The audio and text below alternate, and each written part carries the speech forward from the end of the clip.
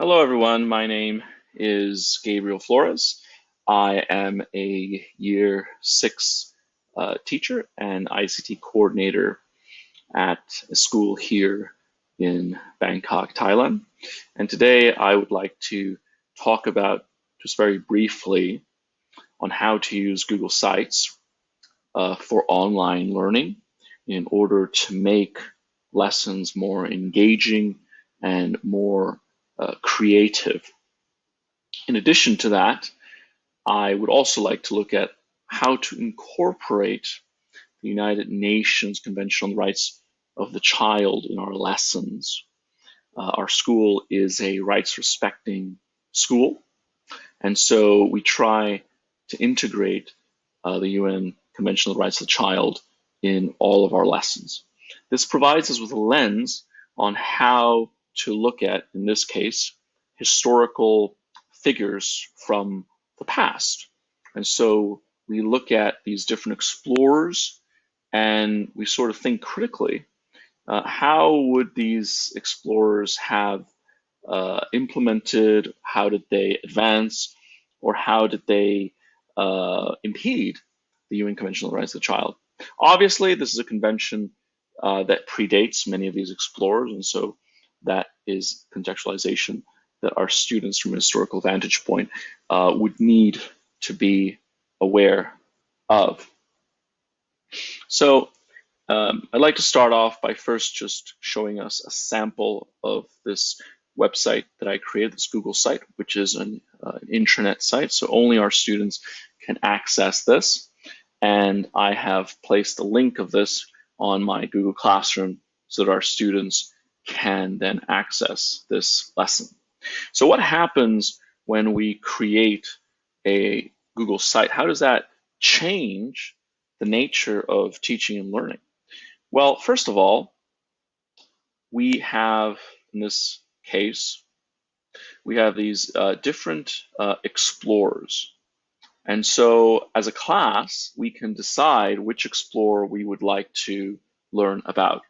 So no longer do we need to start in a chronological order. We can jump. We can have a vote as a class, which explorer are we interested in? We could say, well, we want to talk about Leif Erikson, we want to start with him, or actually we want to look at Gene Barrett. So as a class, we can take that vote. So that allows us to have that pupil voice. The second thing we can do is we can differentiate this. We can say, for some of our more advanced students, we could say, right, you can now go and explore a little bit more independently, let's say Terry Fox, and then for other students that require a bit more support, we as a class can do Ibn Battuta. So you have that flexibility that is built in. So let us look at, for instance, if we decided to study Christopher Columbus. So here we have Christopher Columbus. This would be a typical lesson, all right? And then within the Google site, we have our do nows already there for our students, so they can go ahead and do that. Our WALT and our success criteria is already there. Google allows us the integration of this map, which is live, and also a gallery to see different pictures that are related to Christopher Columbus. We also have, just a little description about him. We can read that as a class. We have some videos already integrated so that students can get some more information. We also have key vocabulary that can be put into a search engine. But then we also have these UN rights of the child. These are some of the rights that if Christopher Columbus were alive today, we could say he actually did not live up to. So for example, we have Article 2, non-discrimination. He obviously treated the native peoples of the Dominican Republic not in a very nice way. We also look at, Article 9, separating families. He obviously brought some native peoples back to Spain. Some would argue kidnapping them, which then takes us to Article 11, which you're not supposed to be kidnapping. Article 8 forcing the native population to abandon their names, their identity, and adopting Spanish European names. Again, that would not be in keeping with Article 8. And then, of course, life. He obviously brought slavery to this continent, and that would not be keeping with Article 6. So by using the UN Convention on the Rights of the Child, we can now analyze this figure from a contemporary vantage point. Of course, always bearing in mind that at the time, slavery was a fairly common practice, although that doesn't mean that we need to excuse that, obviously. And then we also have some research questions. These are some templates that our students can use to very easily put that into a Google search engine, and then they can more independently find information that is related, in this case, to their explorer. Well, one of the things we also try to do is we try to incorporate our learner dispositions. As an IBPYP certified educator, our learner dispositions are quite important, and our school has been inspired by them. Our school obviously teaches Thai students, and so we recognize the necessity to be bilingual. We are a bilingual institution. And so by also having our students think about it, not just from UN Convention on the Rights of the Child, but also from the perspective of our learner dispositions, we allow our students that opportunity to really become reflective learners and to really have a framework on which to analyze this historical figure and this time period. We also want our students to understand the role that technology has played in the historical development. In the case of Christopher Columbus. And so we look at what technologies were available at the time. How did this technology give, for instance, an advantage to Europeans, conquistadors? So they understand that actually there was a technological advantage that allowed European colonizers to actually overtake the native populations. So it wasn't a matter of one civilization being superior to another, but it was that at the time, one civilization did possess superior, more advanced modern warfare, among other factors, that enabled them to colonize and to conquer. And of course, we also want our students to use and to really think critically about the UN Convention on the Rights of the Child. And so whilst I have provided some examples for them, because this is for a year 6 classroom and our students are still learning, we also want them to take ownership of their own learning and to really think critically about which articles they think are also most appropriate. And that's why I have incorporated a link here. Okay. Now, obviously, when we talk about technology, one of the most important components is online safety. And so in this Google site, I have put links to different safe search engines. So when the child clicks on this link, for example, Kittle, they'll be taken to the Kittle search engine, or the Kid Rex, or the Kid Search, or the Safe Search Kids, or Simple English Wikipedia, or Ducksters, Google Arts and Gallery, PBS, Bite Size. These are child-friendly, student-friendly, safe websites that I have used in the past, that are for educational purposes, and that guide our students towards a very critically important aspect of safe search, and also going to sources that are credible. And finally, we look at creating choice, authentic choice, so that our students are empowered to be creative. And they also understand that even with online learning, there are different ways that we can, and quite frankly, we should express our creativity and our understanding of the lesson. So choice number one is, for instance, use a Google Doc to create a diary entry, a non-chronological report, a letter about what they've learned.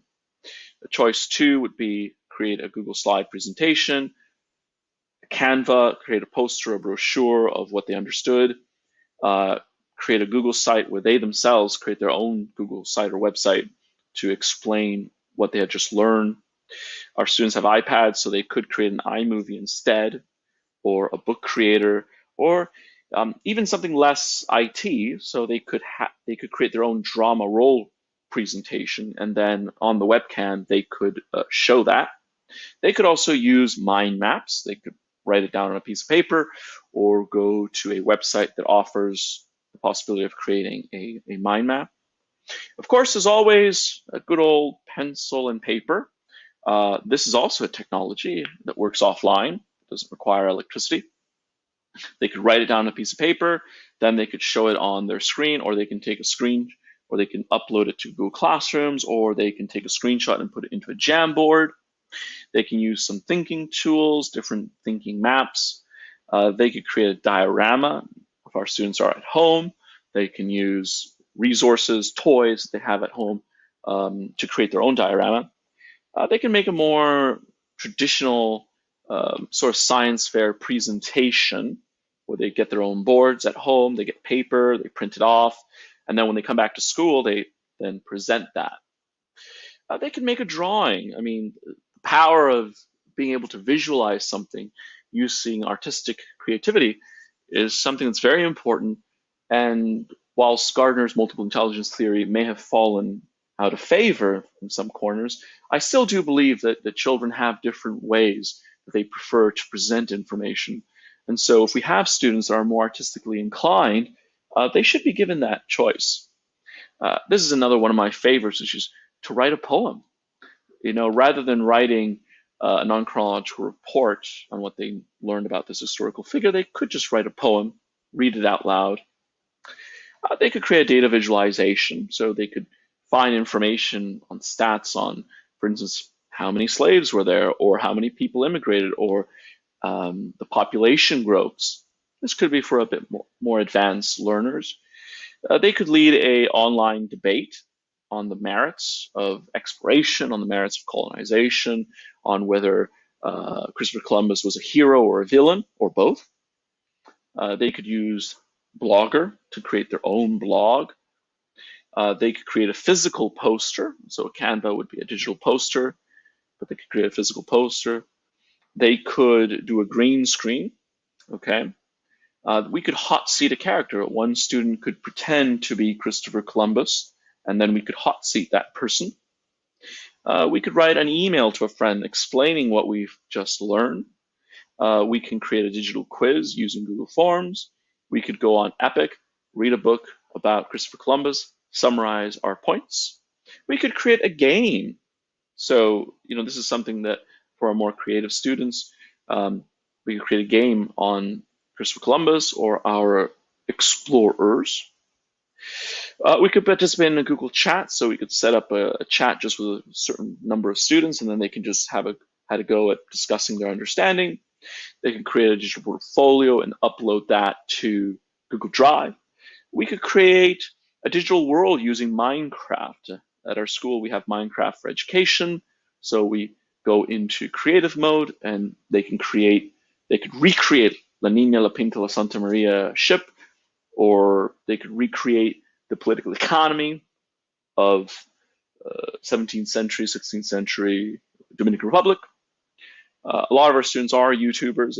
They've started down this route, so they could create their own YouTube video and then present that to the class by sending us a link. They could have a simple discussion with their parent. You know, our students' first native mother tongue is Thai, so they could explain what they learned in English, but in Thai, or they could explain it in English to their parent. Again, that's a good offline, off-screen way of explaining their understanding. They could create a dance. Being able to express ourselves through physical movement is incredible. They could show this to their parents. They could then record it, send us a link. When they come back to school, they could show us their dance. They could use a whiteboard. A lot of our students have a physical whiteboard where they can jot down their ideas. It doesn't have to be, everything doesn't have to be an iPad or a Jamboard, for example.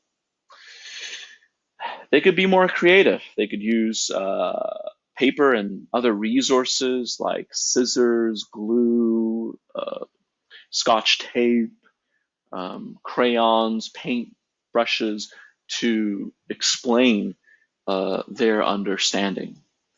Now, the point of this is to provide our students with authentic choice and as many choices as possible. And as we look at this, we find that actually with offline, online, distance learning, whatever term we want to use, our students still retain a lot of ways that they can express their learning during that lesson. And as educators, we should really be cognizant that actually, even though we are behind a screen, we still have choices and we still have options that can really make our lessons very enriching, very interactive, and engaging for both the teacher and the student. If we're just lecturing online and then just saying, right, let's pick a person to raise their hand, let's pick a person to talk in the Google chat, submit your work via the Google Class, that's very unidirectional. It's very traditional sort of teaching where the teacher is the sage on the stage. But what this is showing us is that we as educators can continue to be facilitators of learning, and we can co-construct knowledge with our students by empowering them to really think about how they want to present their work. Obviously, age will be important, and teachers will have to assess how prepared their students are. This is for a group of year 6 students or 11, 12-year-olds. So they, of course, would be more able with technology. They have technology at home at their disposal. So again, that's another conversation that is beyond the scope of this discussion. But obviously, we need to look at that from an angle of inclusivity and equity. One final point that we also look at is reflection. Reflection remains a very important form of assessment. Assessment as learning, metacognition. And we can always ask questions so that our students can really think about this. One of the questions that I particularly enjoy is, what was fun? Learning should be engaging, it should be fun. What was hard? As Carol Dweck reminds us, growth mindsets, we learn when we actually struggle. There is a neuroscience of that. When we're struggling, when we don't give up, when we have perseverance, we learn. So asking what was hard? Lessons shouldn't, in my opinion, be easy. Again, another discussion for another day. And finally, why did you choose a particular presentation format? We should encourage our children to choose different types of formats. I know that for many children, they may prefer just to, hey, I like YouTube, let me just use YouTube. Or I like Minecraft, I just want to use Minecraft. Or I don't like drawing, I don't like dancing, I don't like talking to my parents, so I'm not going to choose that. As an educator, I would want to have that conversation with those children and sort of say, well, wait a minute here. If you're just using one type of format all the time, then are you really developing all your skill sets? Are you really looking at all the opportunities and all the possibilities that are available to you? So with this way of presenting our lessons online, we can offer authentic choice, pupil voice, engagement, and we can create something that is truly interactive and challenging and fun for both the educator and the student. And we have to remember that, in fact, teachers and students we can co-construct knowledge together, and we as teachers ourselves become students because we're also learning how to use these different presentational tools and how to assess those presentational tools. Again, assessment maybe for another time. And so this is what I have created. It does take quite a bit of time to do, but once it is done, this can then be reused for other years to come. So the investment in time, I believe, is very, very important. One last point that I would offer is on the topic of inclusivity and equity. When creating this presentation and looking at the explorers, I originally started by listing names that I had learned whilst I was in school. And what I found was that most of the names that I was listing were male, European, and white. And my colleagues really questioned this and sort of said, well, wait a minute here. What about female explorers? What about people of different cultural, geographical, ethnic backgrounds? And so this made me really think and reflect and go back and do more research. And what I found was actually, you know what? Yes, Ibn Battuta, born in Morocco, Arab background, has an incredible story to tell.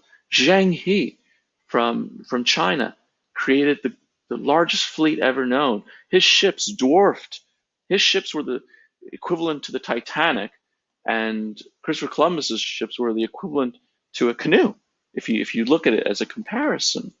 Mary Seacole, recognized as the greatest Black Briton for her achievements. Jean Barrett, the first woman to circumnavigate the globe disguised as a man. Amelia Earhart, woman's activist, not just a pilot. Elizabeth Jane Cochrane, Nellie Bly, she committed herself to an insane asylum so that she could expose this injustices, and she was also went around the world in 80 days, investigative journalist, incredible story. And of course, one of my favorites, because I am Canadian, is Terry Fox, the greatest Canadian. Disabled, but amputee, cancer. He had cancer, but yet his story is incredibly one of great inspiration. And so by looking at this diversity, I believe we enrich the narrative that we have, and we allow our students to gain a greater and deeper appreciation of these explorers and of these different people that oftentimes are excluded or overshadowed. I thank you for your time. I know that during these circumstances, we're all trying to limit how much screen time we have. And that is why, in thinking about my presentation, I've tried to keep it short, sweet, and simple. If you find this useful, if you find this that you have learned something, I thank you. And keep safe. As teachers all around the world, during these extraordinary times, I know that everybody has done an incredible job at keeping learning alive. And I think that in many years to come, one of the unsung heroes of this pandemic will be millions of educators all over the world that are still trying to provide great learning. Thank you very much. Keep safe. So is ikra.